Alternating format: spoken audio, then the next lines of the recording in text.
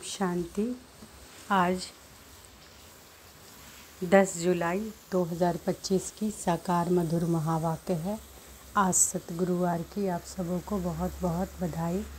वरदानी दिवस का आप सबों को बहुत बधाई। आज पूरा दिन बाबा को सतगुरु के संबंध से याद करेंगे और कर्म क्षेत्र पर सभी को मन बुद्धि से वरदान ही देंगे।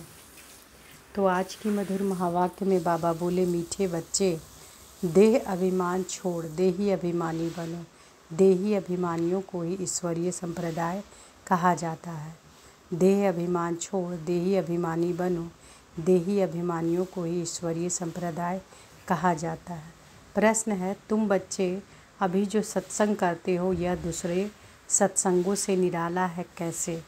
तुम बच्चे अभी जो सत्संग करते हो यह दूसरे सत्संगों से निराला है कैसे? उत्तर है, यही एक सत्संग है जिसमें तुम आत्मा और परमात्मा का ज्ञान सुनते हो।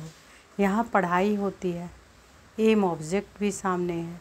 तुम्हारे दूसरे सत्संगों में ना पढ़ाई होती है ना कोई एम ऑब्जेक्ट है। तो ये सत्संग दूसरे सत्संगों से निराला कैसे है? तो यही एक सत्संग है जिसमें तुम, बाबा कहते हैं, आत्मा और परमात्मा का ज्ञान सुनते हो। यहाँ पढ़ाई होती है, एम ऑब्जेक्ट भी सामने है। दूसरे सत्संगों में ना पढ़ाई होती है ना एम ऑब्जेक्ट है। ओम शांति। रूहानी बच्चों प्रति रूहानी बाप समझा रहे हैं। रूहानी बच्चे सुन रहे हैं। पहले पहले बाप समझाते हैं, जब भी बैठो तो अपने को आत्मा समझकर बैठो, देह ना समझो। देह अभिमानी को आसुरी संप्रदाय कहा जाता है। देही अभिमानियों को ईश्वरीय संप्रदाय कहा जाता है। ईश्वर को देह है नहीं, वह सदैव आत्माभिमानी है। वह है सुप्रीम आत्मा, सभी आत्माओं का बाप, परम आत्मा अर्थात ऊंचे से ऊंचा। मनुष्य जब ऊंचे से ऊंचा भगवान कहते हैं तो बुद्धि में आता है कि वह निराकार लिंग रूप है। निराकार लिंग की पूजा भी होती है। वह है परमात्मा, यानी सभी आत्माओं से ऊंचे है वह भी आत्मा, परंतु उच्च आत्मा। वह जन्म मरण में नहीं आते हैं, बाकी सब पुनर्जन्म लेते हैं और सभी है रचना। रचता तो एक ही बाप है, ब्रह्मा विष्णु शंकर भी रचना है। मनुष्य सृष्टि भी सारी है रचना। रचता को बाप कहा जाता है। पुरुष को भी रचता कहा जाता है। स्त्री को अडॉप्ट करते हैं, फिर उनसे क्रिएट करते हैं, पालना करते हैं, बस विनाश नहीं करते हैं। और जो धर्म स्थापक होते हैं वह भी क्रिएट करते हैं, फिर उनकी पालना करते हैं, विनाश कोई भी नहीं करते। बेहद का बाप जिसको परमात्मा कहा जाता है। जैसे आत्मा का रूप बिंदी है वैसे ही परमात्मा, परम पिता परमात्मा का भी रूप बिंदी है। बाकी इतना बड़ा लिंग जो बनाते हैं वह सब भक्ति मार्ग में पूजा के कारण। बिंदी की पूजा कैसे हो सकती? भारत में रुद्र यज्ञ रचते हैं तो मिट्टी का शिवलिंग शालिग्राम बनाकर फिर उनकी पूजा करते हैं, उनको रुद्र यज्ञ कहा जाता है। वास्तव में असली नाम है राजेश अश्वमेध अविनाशी रुद्र गीता ज्ञान यज्ञ, जो शास्त्रों में भी लिखा हुआ है। अब बाप बच्चों को कहते हैं कि अपने को आत्मा समझो और जो भी सत्संग है उसमें आत्मा या परमात्मा का ज्ञान न कोई में है न दे सकते हैं। वहाँ तो कोई एम ऑब्जेक्ट होती नहीं। तुम बच्चे तो अभी पढ़ाई पढ़ रहे हो। तुम जानते हो कि आत्मा शरीर में प्रवेश करती है। आत्मा अविनाशी है, शरीर विनाशी है। शरीर द्वारा पाठ बजाती है। आत्मा तो अशरीरी है ना। कहते भी हैं कि नंगे आए हैं नंगे जाना है। शरीर धारण किया फिर शरीर छोड़कर नंगे जाना है। यह बाप तुम बच्चों को ही बैठ समझाते हैं। यह भी बच्चे जानते हैं कि भारत में सतयुग था तो देवी देवताओं का राज्य था, एक ही धर्म था। यह भी भारतवासी नहीं जानते हैं। बाप को जिसने नहीं जाना उसने कुछ नहीं जाना। प्राचीन ऋषि मुनि भी कहते थे कि हम रचता और रचना को नहीं जानते हैं। रचयिता है बेहद का बाप, वही रचना के आदि मध्य अंत को जानते हैं। आदि कहा जाता है शुरू को, मध्य बीच को। आदि है सतयुग जिसको दिन कहा जाता है, फिर मध्य से अंत तक है रात। दिन है सतयुग त्रेता। स्वर्ग है वंडर ऑफ वर्ल्ड। भारत ही स्वर्ग था जिसमें लक्ष्मी नारायण राज्य करते थे। यह भारतवासी नहीं जानते हैं। बाप अभी स्वर्ग की स्थापना कर रहे हैं। बाप कहते हैं तुम अपने को आत्मा समझो, हम फर्स्ट क्लास आत्मा हैं। इस समय मनुष्य मात्र सब देह अभिमानी है। बाप आत्माभिमानी बनाते हैं। आत्मा क्या चीज़ है यह भी बाप बताते हैं। बतलाते हैं। मनुष्य कुछ भी नहीं जानते। भल कहते हैं कि भ्रिकुटी के बीच चमकता है अजब सितारा, परंतु वह क्या है, कैसे उसमें पाठ भरा हुआ है, वह कुछ भी नहीं जानते। अभी तुमको बाप ने समझाया है। तुम भारतवासियों को 84 जन्मों का पाठ बजाना होता है। भारत ही उच्च खंड है। जो भी मनुष्य मात्र है उनका यह तीर्थ है। सर्व की सदगति करने बाप यहाँ आते हैं। रावण राज्य से लिबरेट कर गाइड बन ले जाते हैं। मनुष्य तो ऐसे ही कह देते हैं, अर्थ कुछ भी नहीं जानते। भारत में पहले देवी देवता थे, उन्हों को ही फिर पुनर्जन्म लेना पड़ता है। भारतवासी ही सो देवता फिर क्षत्रिय वैश्य शूद्र बनते हैं, पुनर्जन्म लेते हैं ना। इस नॉलेज को पूरी रीति से समझने में 7 रोज लगते हैं। पतित बुद्धि को पावन बनाना है। यह लक्ष्मी नारायण पावन दुनिया में राज्य करते थे ना। उन्हों का ही राज्य भारत में था और कोई धर्म नहीं था, एक ही राज्य था। भारत कितना सॉल्वेंट था। हीरे जवाहरों के महल थे। फिर रावण राज्य में पुजारी बने, फिर भक्ति मार्ग में यह मंदिर आदि बनाए हैं। सोमनाथ का मंदिर था ना, एक मंदिर तो नहीं होगा। यहाँ भी शिव के मंदिर में इतने ही तो हीरे जवाहर थे जो मोहम्मद गजनवी ऊँट भर कर ले गए। इतने माल थे। ऊँट तो क्या, कोई लाखों ऊँट ले आए तो भी भर ना सके। सतयुग में सोने जवाहरों में के तो अनेक महल थे। मोहम्मद गजनवी तो अभी आया है। द्वापर में भी कितने महल आदि होते हैं। वह फिर अर्थक्वेक में अंदर चले जाते हैं। रावण की कोई सोने की लंका होती नहीं। रावण राज्य में तो भारत का यह हाल हो जाता है। 100% इरिलीजियस अनराइटियस इंसॉल्वेंट पतित विशस नई दुनिया को कहा जाता है। तो 100% इरिलीजियस अनराइटियस इंसॉल्वेंट पतित विशस नई दुनिया को कहा जाता है। वाइसलेस भारत शिवालय था जिसको वंडर ऑफ वर्ल्ड कहा जाता है। बहुत थोड़े मनुष्य थे, अभी तो करोड़ों मनुष्य हैं। विचार करना चाहिए। अभी तुम बच्चों के लिए यह पुरुषोत्तम संगम युग है, जबकि बाप तुमको पुरुषोत्तम पारस बुद्धि बना रहे हैं। बाप मनुष्य से देवता बनने की तुम्हें सुमत देते हैं। बाप की मत के लिए ही गाया जाता है तुम्हारी गतमत न्यारी। इसका भी अर्थ कोई नहीं जानते। बाप समझाते हैं। तो बाबा कहते हैं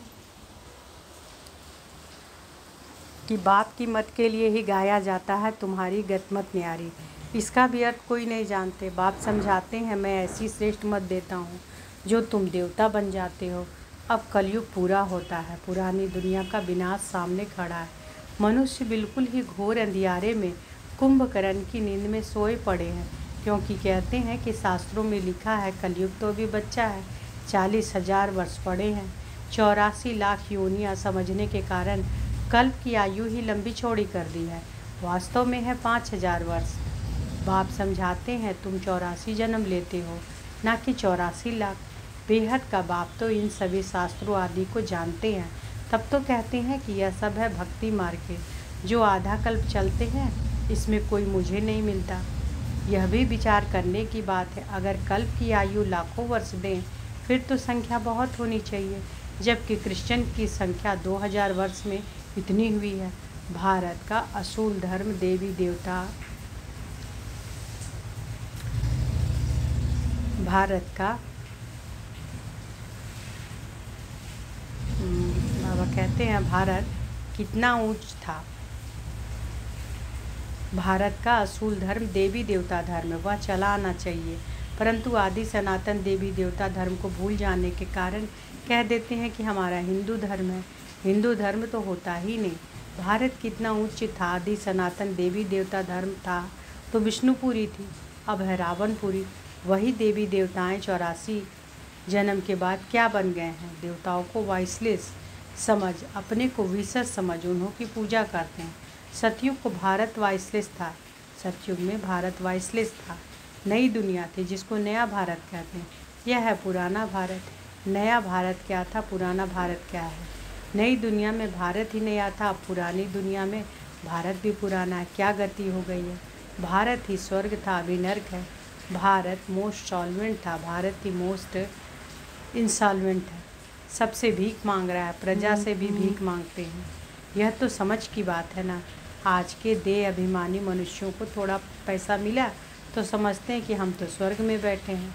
सुखधाम स्वर्ग को बिल्कुल जानते नहीं। क्योंकि पत्थर बुद्धि है। अब उन्हें पारस बुद्धि बनाने के लिए 7 रोज की भट्ठी में बिठाओ, क्योंकि पतित है ना, पतितों को यहाँ तो बिठा नहीं सकते, यहाँ पावन ही रह सकते हैं, पतित को अलाउ नहीं कर सकते। तुम अभी पुरुषोत्तम संगम युग पर बैठे हो, जानते हो कि बाबा हमको ऐसा पुरुषोत्तम बनाते हैं। यह सच्ची सत्यनारायण की कथा है। सत्य बाप तुमको नर से नारायण बनने का राजयोग सिखला रहे हैं। ज्ञान सिर्फ एक बाप के पास है, जिसको ज्ञान का सागर कहा जाता है, शांति का सागर, पवित्रता का सागर। यह उस एक की ही महिमा है, दूसरे कोई की महिमा हो नहीं सकती। देवताओं की महिमा अलग है, परमपिता परमात्मा शिव की महिमा अलग है, वह है बाप। श्री कृष्ण है देवता, सूर्यवंशी सुचंद्रवंशी सो भैंसवंशी।